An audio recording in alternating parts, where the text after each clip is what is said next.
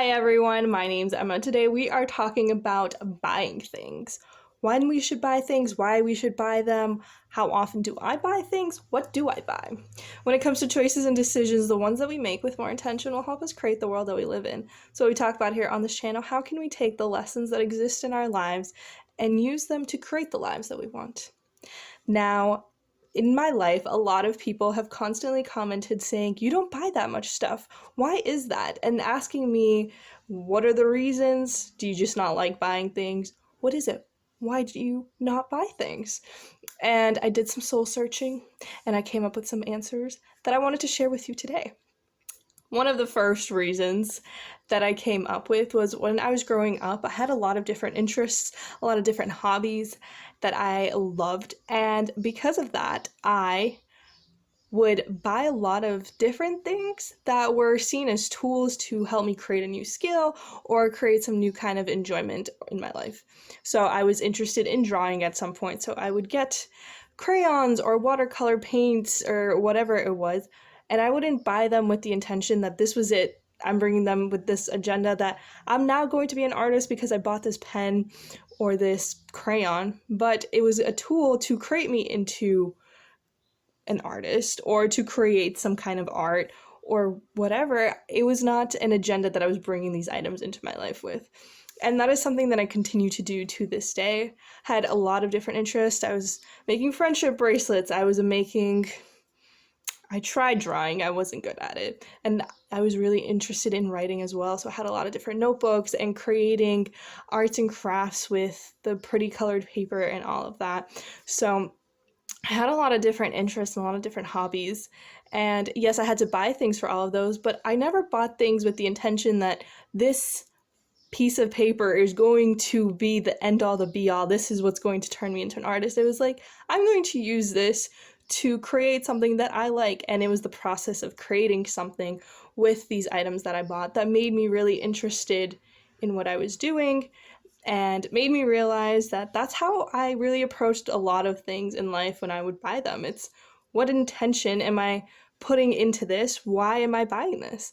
And oftentimes when I will be really interested in buying a lot of notebooks or pens or whatever, I realize that I have to take a step back and say, why am I buying this? Am I buying this to avoid actually sitting down and writing? Or am I doing this because I genuinely need a new notebook because I've run out? I never run out. So it's usually the first one. It's if I see myself going to buy a lot of these tools, I'm using that as that escapism of like, well, if I'm spending half an hour buying a notebook, that's a half an hour I'm not spending writing in that notebook or a different one. And when you start to look at your time that way, and of course, all of the money that you spent was once time that you had. So if you're spending $50 every weekend buying a bunch of new clothes, that's hours that you had to spend to create that $50 that you just spend in 15 minutes.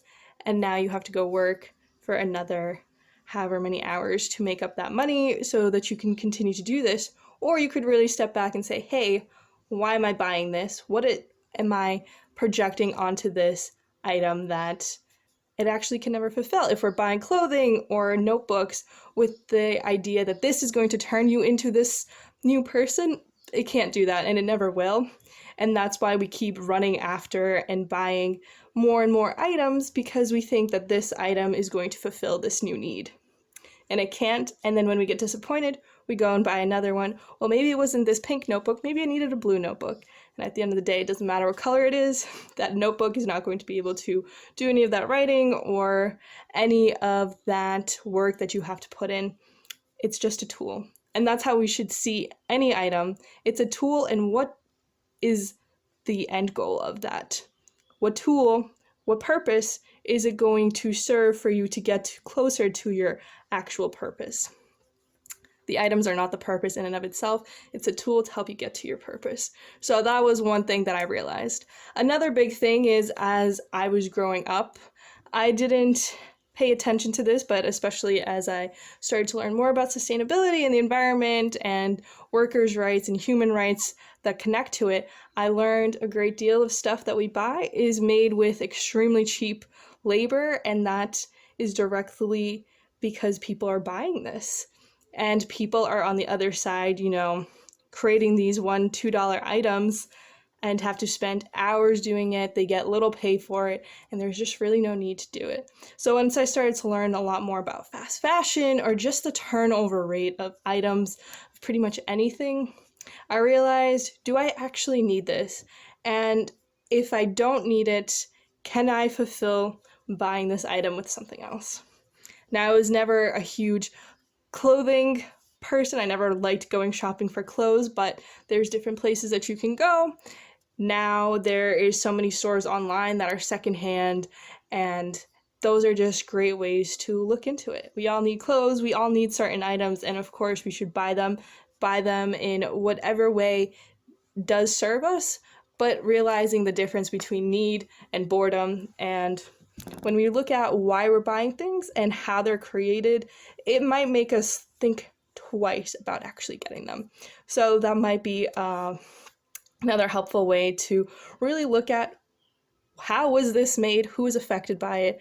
Do I really need it? Most of the time, we are using items to kind of be this in between, this time waster, this thing that we keep projecting on, and these items are never going to fulfill any of these expectations that we're putting on it. So we just need to stop doing it. And the third one was, I always liked keeping my space clean. I liked getting rid of clutter. It just made me feel better when I just knew where everything was, because I didn't have to make a decision about it over and over again.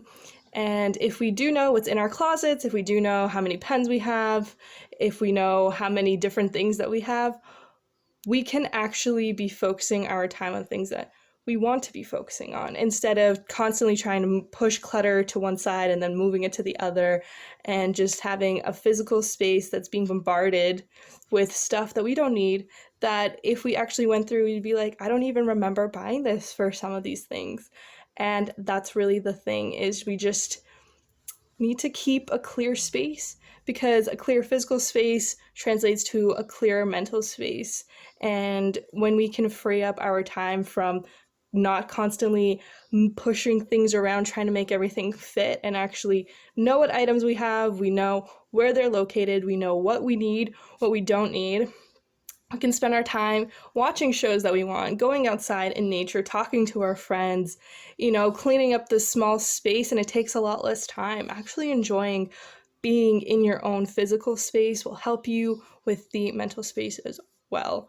So that's really what it comes down to. It's those three things. It's, why are we buying things? Who is affected by the creation of these things? And what would I rather be doing than cleaning up this space that I'm in? And we can come up with amazing answers for all three of those, and very important ones. And I'll leave links down to other videos down below, or other places where you can find information about just getting rid of things. And I know we've been pretty much stuck in our houses, so we've probably gone through things, or we just want to do a bit more of a spring cleaning, summer cleaning. And I want us to all be able to enjoy going outside and not feel like, oh, I need to go and clean, or I need to go and be in this space that I don't like to. It's unproductive if I'm in this place where I'm like, oh, I should probably do this or this. Your mind's running in so many different directions, and we don't need that. So I hope you enjoyed today's videos. Next time, we're going to be talking about, what is sustainable living? What does it really mean? And can you actually buy things and live sustainably? And what does buying things look like? And it goes with this video as well. So I hope to see you next time. But until then, have an amazing day.